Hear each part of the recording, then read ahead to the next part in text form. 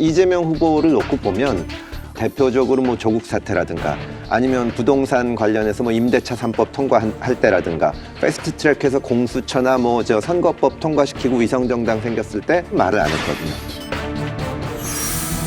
이재명 후보는 조국 사태를 민주당이 국민들로부터 외면받는 근본적 원인으로 꼽았습니다. 내로남불이었음을 인정하고 공정성에 대한 국민의 기대를 훼손했다고 반성했습니다. 변명의 여지가 없는 잘못입니다. 제가 할 수 있는 범위 내에서는 아주 낮은 자세로 진지하게 사과드립니다. 이 후보는 지난 2월 언론 인터뷰에선 조국 사태 핵심은 검찰 개혁이라고 주장했고 당내 경선 딴 동병상련이라며 조 전 장관을 감싸는 듯한 모습을 보였습니다. 조국 교수님이 당한 일에 요즘 하는 일에 대해서 제가 그 동병상련이라고 지금 뭐 소송하시고 그러더라고요. 잘하시는 것 같아요. 박수 쳐드리고 싶습니다. 야권에선 이번 사과를 두고 위장쇼라고 비판했고 진정성을 입증하는 차원에서 조 전 장관을 적극 감쌌던 김남국 온라인 소통단장이 입장을 밝히라는 요구도 나왔습니다.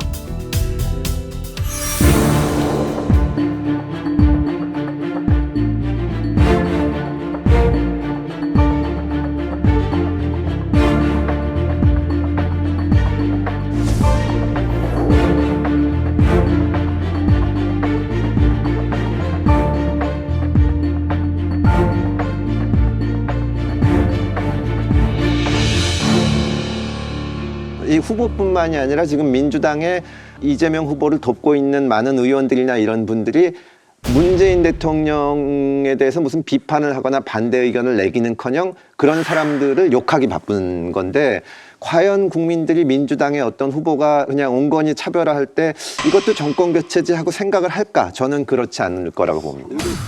오히려 아닙니다. 저 성남시장 경기도지사 기간 아니었습니까? 그런데 특히 경기도지사 당선부터 그 이후에까지 이재명 후보가 당 내부적인 어떤 공격에 굉장히 오랫동안 시달려 왔습니다. 그리고 이재명 후보가 지방자치단체장으로서 국정에 관해서 뭐 왈가왈부할 수 있는 그런 입장이 아니었기 때문에 의견을 내는 게 부적절했었죠. 그리고 지방자치단체장이기 때문에 대통령에 맞춰서 지방행정을 해야 했겠지만은 그냥 국정에 참여했다고 보긴 어렵지 않겠습니까? 저는 그런 측면에서 저는 뭐 문재인 정부와 이재명 후보가 같은 입장에 계속 서왔다 이렇게 얘기하기는 좀 쉽지 않아요. 아니 어떤 면에서는 그러니까 문재인 정부의 가장 큰 문제점으로 지적되는 게 이렇게 편을 갈라서 지지자 얘기만 듣고 이 비판하는 쪽은 이게 거의 뭐 이게 친일파 취급도 하고 그랬었는데 이재명 지사의 강점도 있으시지만 이 약점을 보면 그런 성향이 더 강하지 않나. 약간 사람들이 그렇게 느끼거든요. 그러니까 저 사람은 자기 표가 안 되는 사람은 거의 혹시 국민 취급을 잘 안 하는 거 아닌가. 그런 염려가 그러니까 어떻게 보면 문재인보다 실제로 개인 이미지로 봤을 때 이재명이 더 과격해 보이죠. 매운맛. 예, 저는 그거는 다 동의할 거라고 생각합니다. 그게 전 동의하기 쉽지 않은 게 그가 시장 8년 하고 경기도지사 3년 6개월 했는데 그가 경기도민과 또 성남 시민에게 대했던 어떤 입장들을 보면 저는 뭐 그게 오해라는 걸 저는 충분히 알 수 있을 거라고 생각하고 있습니다. 오히려 이재명 후보가 겉으로는 그런 느낌, 어떤 정책을 추진함에 있어서 굉장히 속도감 있게 결정하고 과감하게 추진했기 때문에 독선적이지 않나 하는 그런 오해를 좀 주고 있죠. 실제로는 굉장히 포용적이고 유연합니다.